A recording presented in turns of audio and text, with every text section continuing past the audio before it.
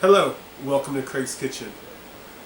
It's been a while since I did a video, but today I decided to share a recipe with you for something I find quite delicious and I made over the holiday, 4th of July. So I'm going to share it with you. It's salted caramel sauce and it's quite easy to do. You're going to need 1.5 cups of sugar, 8 tablespoons of butter, softened and cut into pieces, 3/4 cups heavy cream, a teaspoon of sea salt, and a teaspoon of vanilla. And that's all you need to make this. And let's go start. Alright, so the first thing you're going to do is add your sugar straight into a heavy bottom pan. And you're going to turn your burner on to medium-high. And you're going to stir this until the sugar melts. Some recipes have you add corn syrup or water for this phase, but I find when you do it that way, the caramel sauce is always too runny and never sets up to a nice pouring consistency at room temperature. By making it dry method like this, once you put it in the bottle or jar, and it cools to room temp, it's a very nice consistency to use as a topping for pie or ice cream. This takes a little while, and as you do this, it's going to get clumpy. So we just keep doing this for a while, and you'll see what happens.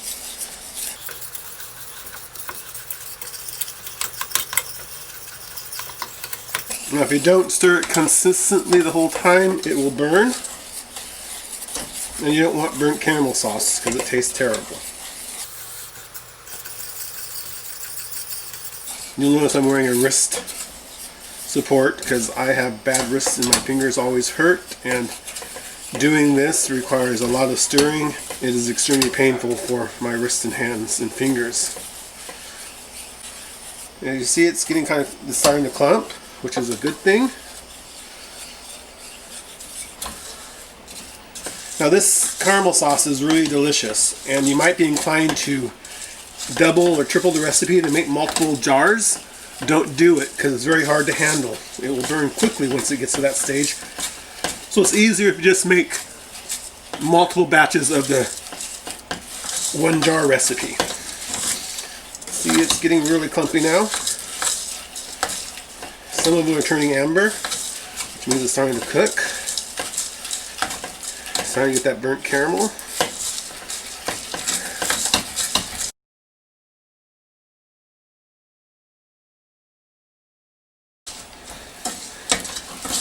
As you see, it's turning amber, and that's the color you want, because you want to be caramel color. And this is why you don't increase the recipe, because it's very difficult at this point to keep it moving. If you don't keep it moving, it will get too burnt, because you're looking for a nice caramel color. See, it's getting a nice color. At this point, you want to add your softened butter,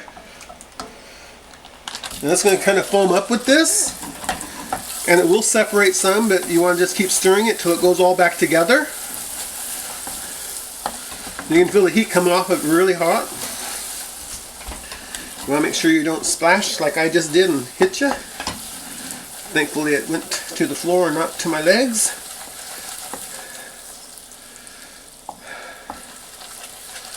Keep stirring it until it's all combined.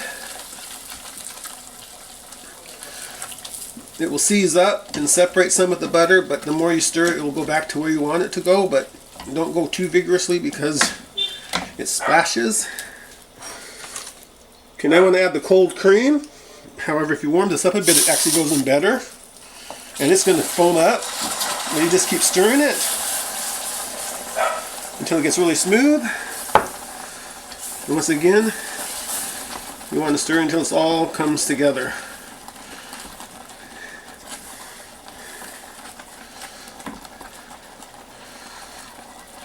Oh, see, that looks like a lovely caramel color. This is going to be so good. You just want to scrape the bottom as you do this to get the stuff that's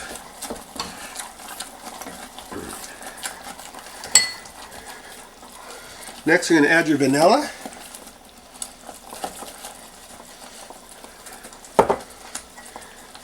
You're going to take it off the heat. Keep stirring it. Alright, and now you just want to pour it into your mason jar.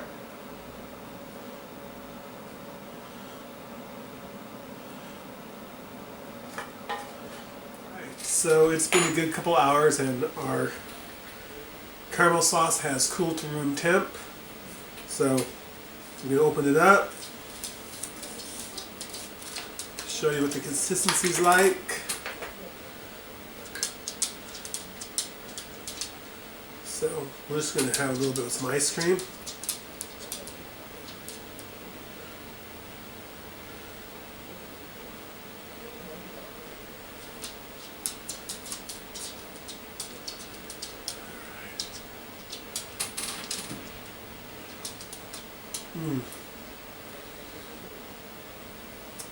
That's delicious. Other ideas, this goes real well on top of apple pie, peach pie, you can dip apples in it, all sorts of stuff. You can drizzle on top of brownies, and it keeps for about 3 weeks in the refrigerator, and it will even get a little bit more firmer in the refrigerator, so when you want to serve it, you may want to take it out a half hour or so before you're going to pour it. Again, thank you for joining me for this episode of Craig's Kitchen, and I'll see you next time. Goodbye.